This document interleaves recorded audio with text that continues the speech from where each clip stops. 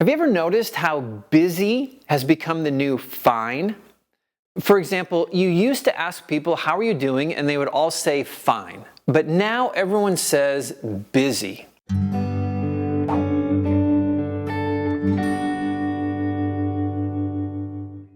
Busy, it seems, has become the default state for many of our lives. But is all this busyness really improving our state of living?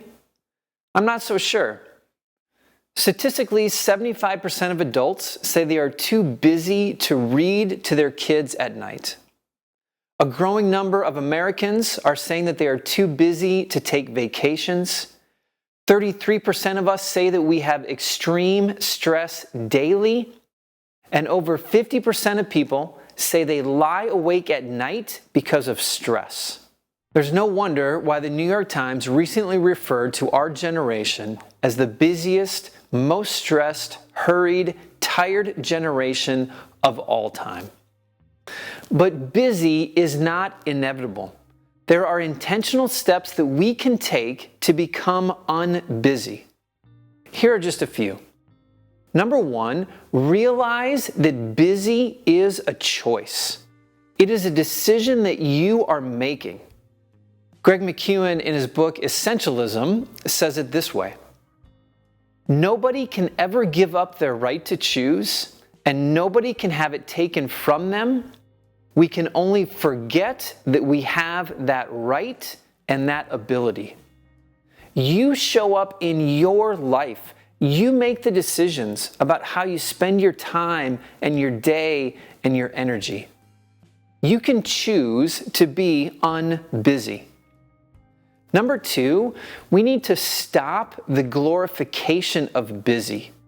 We need to stop this idea that being busy is always being better.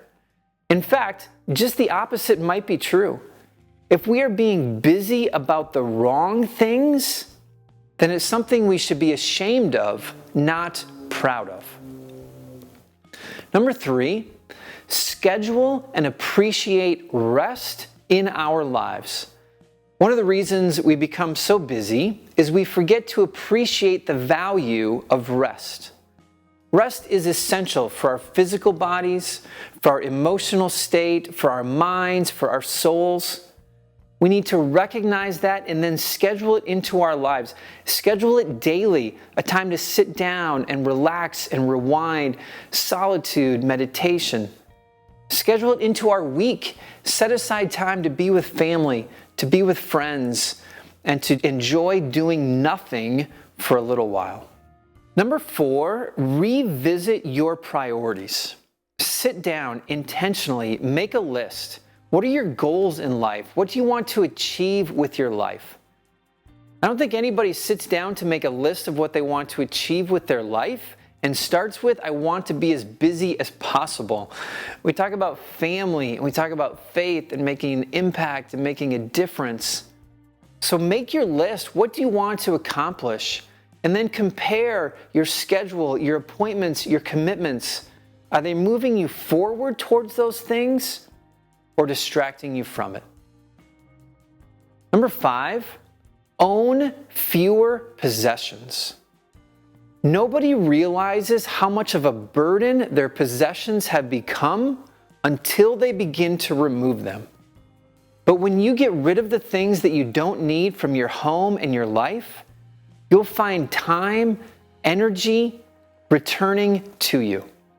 Own fewer things. You'll be surprised at how less busy your life becomes when you have less to take care of.